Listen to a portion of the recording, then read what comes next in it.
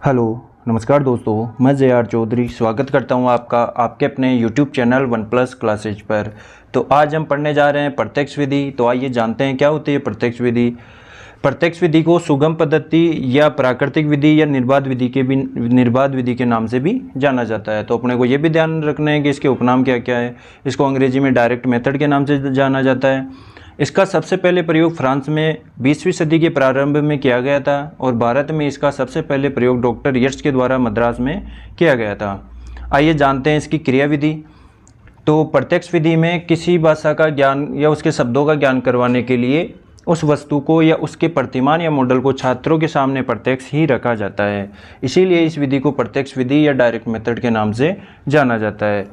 कहने का तात्पर्य यह है कि किसी भी वस्तु का ज्ञान करवाने के लिए उसको बालकों के सामने प्रत्यक्ष रखा जाएगा, या फिर जब उसको प्रत्यक्ष रखना असंभव होगा तो उसके प्रतिमान या उसकी फ़ोटो को बालकों को दिखाई जाएगी और उसका ज्ञान करवाया जाएगा। तो इसमें व्यवहारिक पक्ष पहले और सैद्धांतिक पक्ष बाद में प्रस्तुत किया जाता है। या प्रश्न ऐसा भी आ सकता है कि वह कौन सी विधि है जिसमें भाषा सिखाने के लिए या शब्दों का ज्ञान करवाने के लिए वस्तु व्यवहार को अपनाया जाता है। तो वह विधि जिसमें वस्तु व्यवहार को अपनाया जाता है उसको प्रत्यक्ष विधि कहा जाता है। और दूसरी मुख्य बात यह है, जहाँ से प्रश्न कई बार पूछा गया है कि प्रत्यक्ष विधि में मातृभाषा का प्रयोग पूर्णतः वर्जित है। तो ऐसी कौन सी विधि है जिसमें मातृभाषा का प्रयोग पूर्णतः वर्जित है। तो ऐसी एकमात्र विधि जो है वह है प्रत्यक्ष विधि जिसमें मातृभाषा का प्रयोग पूर्णतः वर्जित होता है। तो ये क्रिया विधि थी हमारी प्रत्यक्ष विधि की। तो हमें ध्यान में रखना है कि प्रत्यक्ष विधि में बालकों को वस्तु व्यवहार अपनाया जाएगा लक्ष्य भाषा सिखाने के लिए या लक्ष्य भाषा के शब्दावली का ज्ञान करवाने के लिए। जैसे अपने को बालकों को एप्पल के बारे में बताना है तो प्रत्यक्ष रूप से एप्पल को बताएंगे, या बनाना है या लोयन है। अब जो लोयन है उसको प्रत्यक्ष, या जैसे एलिफेंट है, इनको प्रत्यक्ष रूप से तो बालकों को दिखा नहीं सकते, मतलब कि कक्षा में लाया नहीं जा सकता।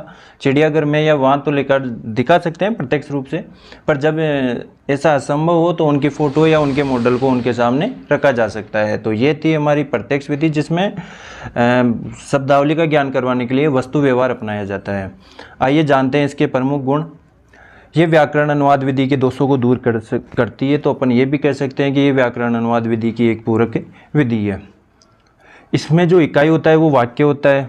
इकाई का मतलब, जैसे व्याकरण अनुवाद विधि है उसमें जो इकाई है वो शब्द होता है, क्योंकि व्याकरण अनुवाद विधि में प्रत्येक शब्द का मातृभाषा में अनुवाद किया जाता है। तो इसमें जिस पर फोकस होता है वो होती है वो वाक्य होता है इसमें। जबकि जो व्याकरण अनुवाद विधि होती है उसमें जो फोकस किया जाता है वो एक प्रत्येक शब्द पर किया जाता है। इसमें व्यवहारिक पक्ष पहले और सैद्धांतिक पक्ष बाद में प्रस्तुत किया जाता है। अर्थात मतलब वस्तु व्यवहार अपनाया जाता है प्रत्यक्ष रूप से, तो वो अपना व्यवहारिक पक्ष हो गया। और जब उसके बारे में सैद्धांतिक ज्ञान बाद में प्रस्तुत किया जाएगा, जैसे हमने मैंगो दिखा दिया तो बच्चों को कहेंगे कि ये मैंगो है, अब उसकी स्पेलिंग बोर्ड पर लिखी जाएगी, तो वो हो गया उसका सैद्धांतिक पक्ष। पहले स्पेलिंग नहीं बताएंगे, पहले अपन उनको बताएंगे मैंगो प्रत्यक्ष रूप से दिखा सकते हैं मैंगो को, तो वो हो गया अपना व्यवहारिक पक्ष। और जब उसका स्पेलिंग बोर्ड पे लिखेंगे तो वो हो गया उसका सैद्धांतिक पक्ष। ये मुख्य रूप से प्राथमिक कक्षाओं में ही उपयोगी होगी, सीनियर कक्षाओं में इसका इतना उपयोग नहीं है। और ये कम समय में स्थायी ज्ञान इसलिए क्योंकि इसमें बालकों को प्रत्यक्ष अनुभव होगा। अब आइए देखते हैं इसके प्रमुख दोष। इसमें लेखन और वाचन की अवहेलना होती है। अर्थात इसमें लेखन और वाचन यानी पठन का बच्चों को इतना मौका नहीं मिलता है। तो इसमें ये जो है लेखन और वाचन कौशल की अवहेलना होगी। साथ ही अत्यधिक खर्चीली है, क्योंकि जो भी वस्तु जिस भी शब्दावली का ज्ञान करवाना हो उसको या तो अपने को प्रत्यक्ष दिखाना होगा या उसकी प्रतिमान या उसकी फ़ोटो दिखाना होगा। बिना इन माध्यमों के द्वारा हम शब्दों का ज्ञान इसमें नहीं करवा सकते, क्योंकि मातृभाषा का प्रयोग तो हम इसमें कर ही नहीं सकते। शब्दावली का सीमित ज्ञान होगा, केवल संज्ञा शब्दों का। अब जैसे आपको सर्वनाम शब्द बताने हो तो उनका सर्वनाम शब्दों का ना तो कोई प्रतिमान होता है ना कोई फ़ोटो होती है। तो केवल उन्हीं वस्तुओं का ज्ञान हो पाएगा या जिनको हम उनको दिखाएंगे।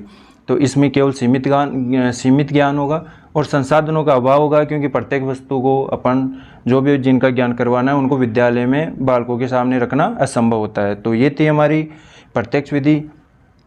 उम्मीद है आपको वीडियो पसंद आया होगा। जल्दी मिलेंगे किसी नए वीडियो के साथ में, तब तक के लिए मैं आपसे विदा लेता हूँ। धन्यवाद।